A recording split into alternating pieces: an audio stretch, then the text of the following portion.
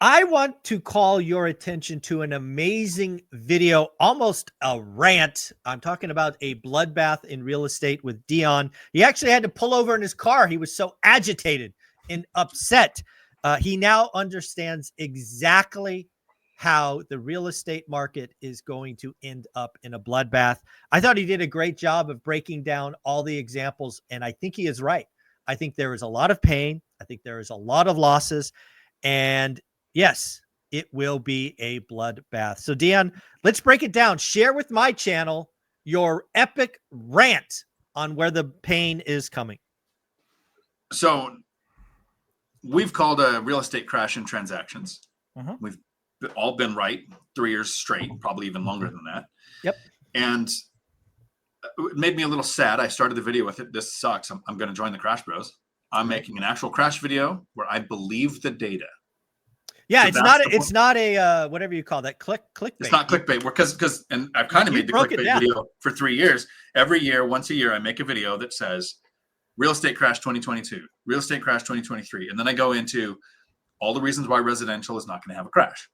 I don't get very many views. So this year, I was a little angry and I was thinking, if I make that video again, I'm not going to get any views. So let me make the video on the actual crash I see coming.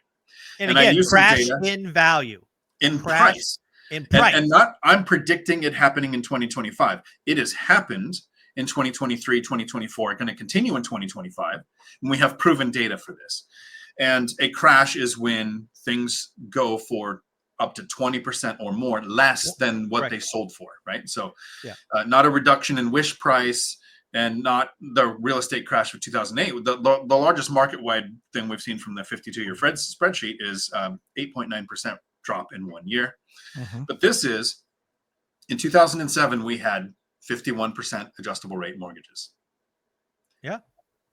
Currently, we have 85% adjustable rate mortgages in commercial lending. So storage. Go ahead. I love how you break this down because, folks, Dion in his epic rant tied together perfectly, and he's just started here. The stupidity and idiocy of the residential collapse in the GFC with what I actually will go one step further than Dion. I believe the crash, the bloodbath that is going to occur in real estate will be bigger when you take across total dollars this time, especially if you think about the equity, right? If you guys don't recall, a lot of the loss last time was on banks because the leverage was 97, 98, 99%, sometimes 101. Today, in this epic bloodbath, it's going to be real people like you and I losing hundreds and hundreds and hundreds of thousands of dollars.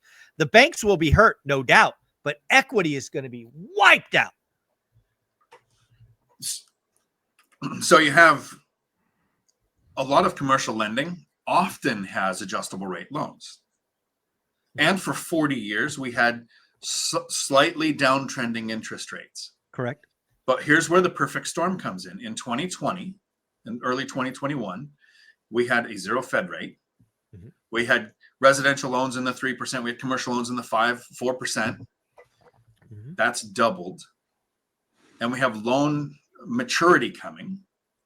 So commercial lending was set up for that 40-year downtrend. So many people, they didn't just buy in 2020 or 2021, and they didn't just refinance in 20 or 2021. They did that let's recycle capital thing, pull out as much money because we can maybe even keep the payment the same because our ratio that the lender requires, which they're different, but DSCR lenders that I've talked to said we need a 1 to 1.1 ratio. So if the if the mortgage is $1,000, the rent has to be $1,100, right? Now you have to multiply that by millions for some commercial loans. But Zuber, you've talked about the deal in Texas. It's like 148 million sale. A couple years later, it sells for 40 something million. Yep. That's not, hey, I think it could happen in a couple of years. That's deal after deal, like these syndications blowing up that started 3 years ago. Right now. And I've seen Matt make several videos talking about what were some of the projections these syndications were making in 2020. Oh my word. You expected 20, 30. There was one that was like talking about 68% IRR. Like Ponzi level. Right. So if you have a 68% return coming, you might as well pull out a bunch of money and drop that down to like a 30% return. Yeah. And, because rents were going to continue to double, right? Mhm. They kept going up after the moratorium and the rent freeze. And now here's the other element that really changes this. And it's kind of nuanced. Most commercial lending, if you look at like where the majority of it is in housing, so not warehouse, not office, it's in cities. Yep. The larger apartment complexes is where the work is. So your 500 unit apartment complex, you might be getting a 40 unit in Graham, Washington, but you're not getting a 500 unit there. You're getting that in Seattle. You're getting that in Tacoma. You're getting that in Correct. San Francisco. You're getting in the big areas where the big builds are going, but people don't have to live there because remote work kicked in 3 years ago, more than at any point in our life. So now people move out, pay higher rent, and get a deal that's much less. So you have these builds going in where apartments have adjustable rate, loans maturing, interest rates doubled, NOI is tanking because people don't have to rent in the cities. So they have vacant units. The pain is going to be real. It's going to continue. So this isn't me going, hey, I've made a prediction, because one of the best comments that somebody said is, are you calling the crash as the same one you did for the last 3 years? Yeah. But here's the joke that went over everybody's head. I pointed out in my video, here's all the data that proves it's happening. It's continuing to happen. It's the perfect storm. The comments went one after another of proving, well, this won't happen in residential because it has fixed rate debt. This won't happen in residential because we did, 2 decades in a row, we built over 25 million homes. And then in 2010s, we built less than 6 million homes. Right. Like all of the data that I could have put in the video saying there's no residential real estate crash coming came in the comments, people arguing with me, talking about the real estate crash. It is going to be a bloodbath. It is going to continue to be a bloodbath. Yeah, it is. It's so first and foremost, you're absolutely right. We've been talking about this for a while. In fact, Jonathan Twomley and I should go find that video 2 years ago, before a drop of this happened. We quickly turned a $100 million building into $48 million. Right. Correct. Right. And folks, if you don't understand what's happening, there were buildings being sold. So let's just give a real example. So I invest in a tertiary market called Fresno, California. I invest in what's called B and C class properties. My B and C class properties has, over the years, and I've been there for 20 years, traded for something between an 8.5 cap and an 11 cap. I sold some terrible buildings, C-class buildings, needed complete rewirings and new roofs and all these things for a 6 cap. They went as low as let's call it a 5 cap. So what does that all mean? That means the value is screaming higher. And what's happening now is in B and C class properties, they're not trading because there's no price discovery. We have banks extending and pretending. And Dion is absolutely right. Class A stuff has already suffered a 20%, 25% haircut. Class B and Class C, let me say it this way. It should be 50%. Because again, if you're buying stuff with a cap rate of 5 that should be at a 10, and oh, by the way, your NOI is down because vacancies are up, taxes are up, maintenance is up, insurance is up. Dude, you might have a 60% haircut coming to some Class B and Class C. What do you think, Matt? Absolutely. I think it's going to be focused on the stuff that was variable rate debt. Those guys' loans, a lot of it. So some of them took 3-year debt, right? And so we saw that expiring. 311s. Yeah. Yeah. It can be a lot of 311s. I think a lot of what I saw was 5-year debt. There were the guys that were walking the razor's edge, like Ben Mala, who were at non-fixed rate debt. And guess what? He's getting his ass kicked. Oh, he's selling his portfolio now. He's having to do a lot. Like I don't want to say he's in trouble because he has hundreds of millions of dollars, but he certainly is. He certainly isn't enjoying it like he was for a couple of years when he was paying 1% and he was getting 9%.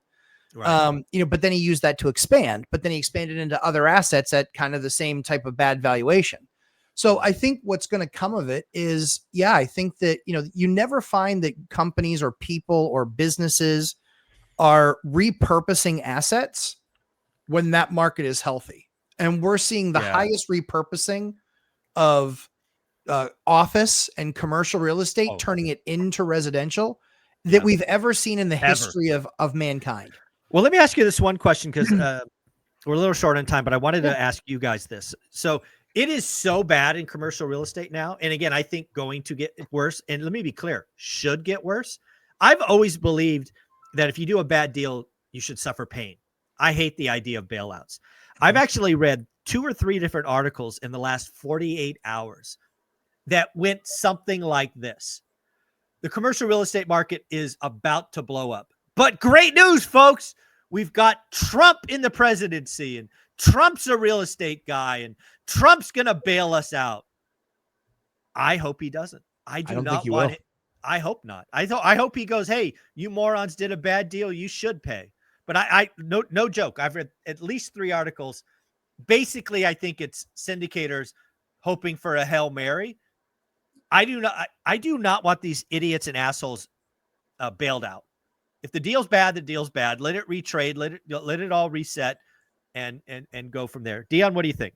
So since we're not going to be all doom and gloom in this video, here's the sweet spot. Here's how we, or you, the viewer, can benefit from this crash.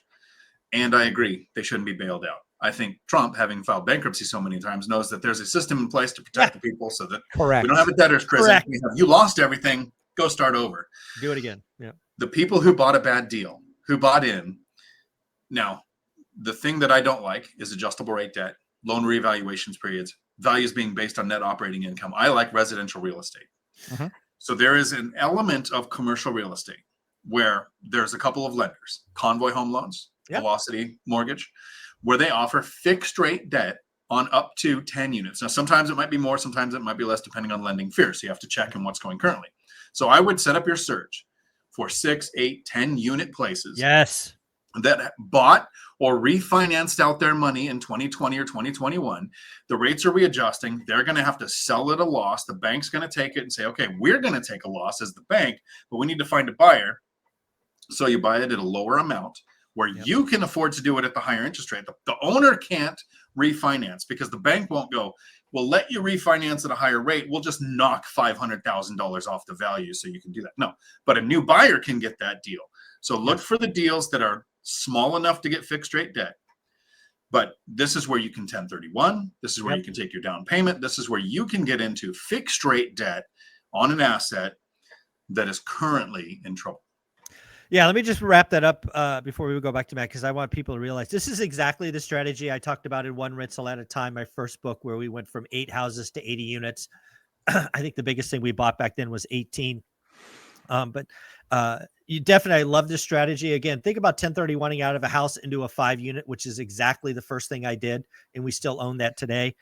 Just to clarify, the lenders, Convoy Home Loans will do up to 10 units. Velocity actually will do up to, I think it's like 30 million. So if you bought 30 or 40 or 50 units, they only offer fixed rate debt. You can do a 10-year IO if you wanted to, but all their products are 30-year fixed rate debt.